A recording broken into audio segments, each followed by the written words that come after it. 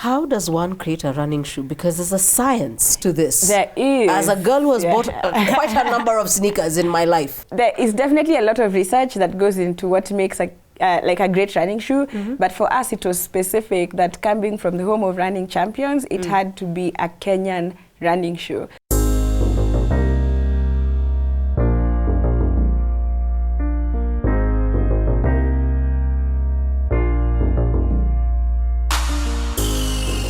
Hi, welcome back to my channel. If you haven't subscribed, it means you've missed some amazing women.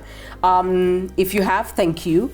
I bring to you today an amazing woman who, in the time we've been chatting, she has excited me, peeved me off. I've almost walked away from my own set. And her name is Nava. And I'm going to let Nava introduce herself. You are? Nava Osembo. Everybody calls me Nava. And I'm the CEO, co-founder of Enda, which is the first pro running shoe company, not only in Kenya, but also in Africa. Before we get into, you went and created a running shoe. Yes. Tell me the story about Bungoma again. I had a vision to create a tennis academy in Bungoma.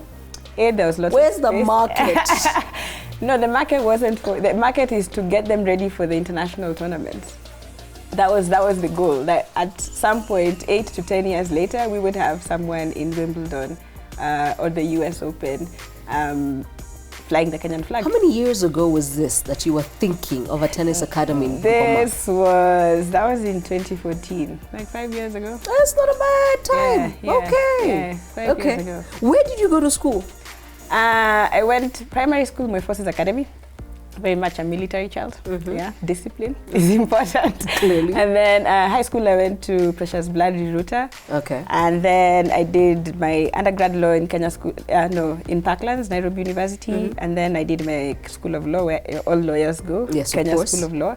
And I finally did my master's at London School of Economics.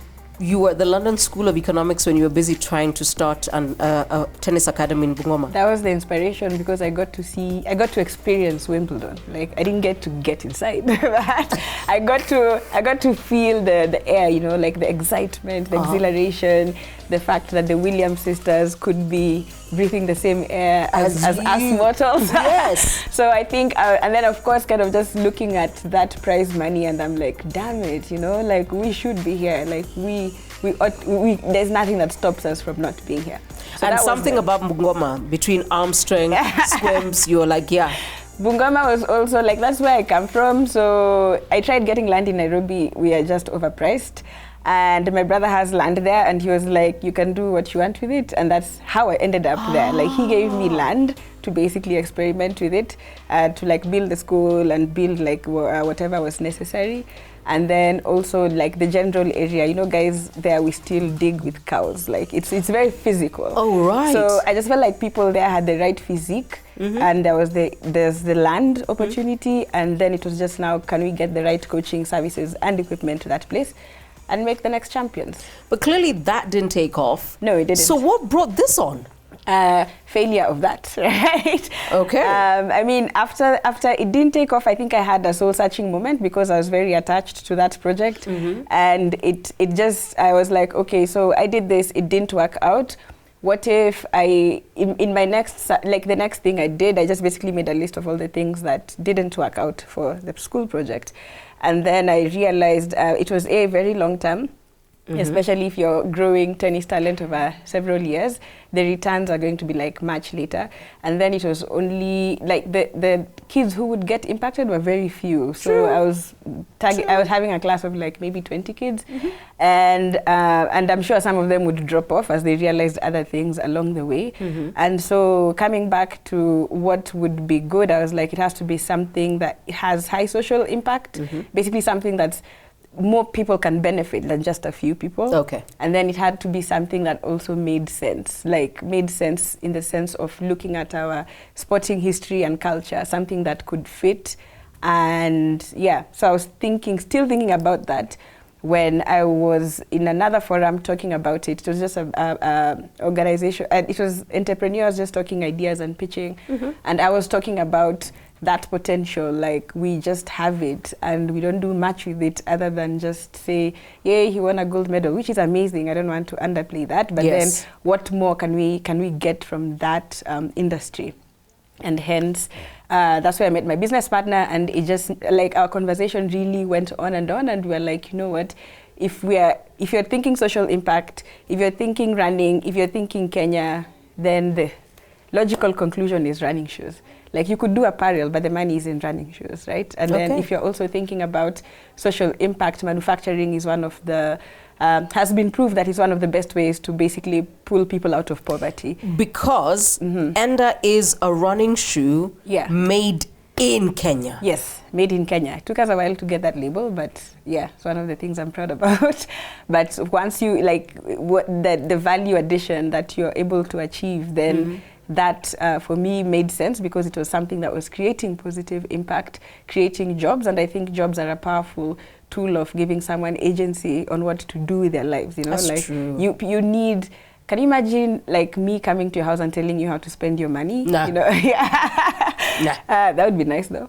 But but it's like you have to give people jobs. Yes. And I think that was the click, that if we want to achieve something that is positive, we have to make those shoes here and just try as much as we can to to do as much of the process here and progressively bring more of it here. But how does one create a running shoe? Because there's a science to this. There is. As a girl who has bought quite a number of sneakers in my life. Yeah.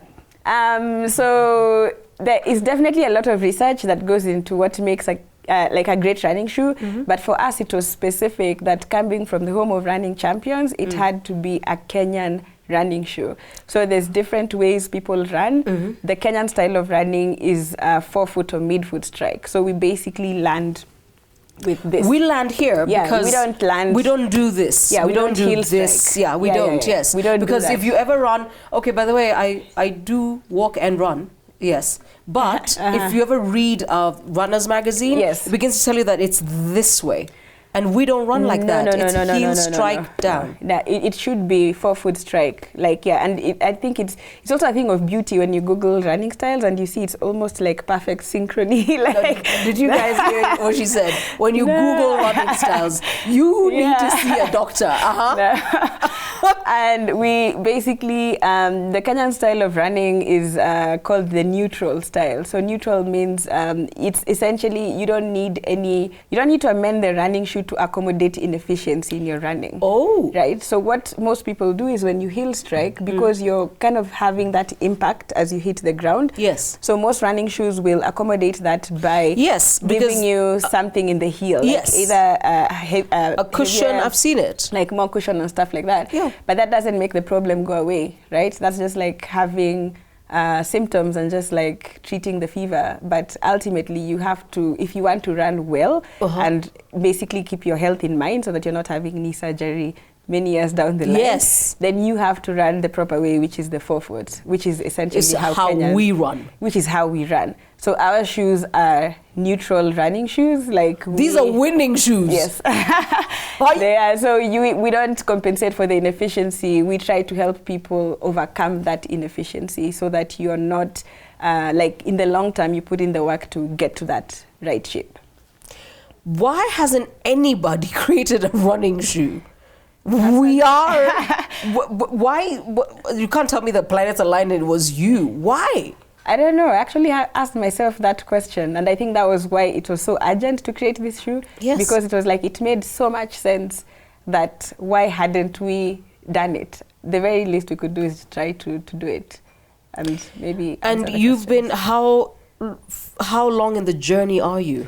It took us a long time to get started. I'd say we started production late 2017. So we're still pretty young, but with big dreams. But yeah.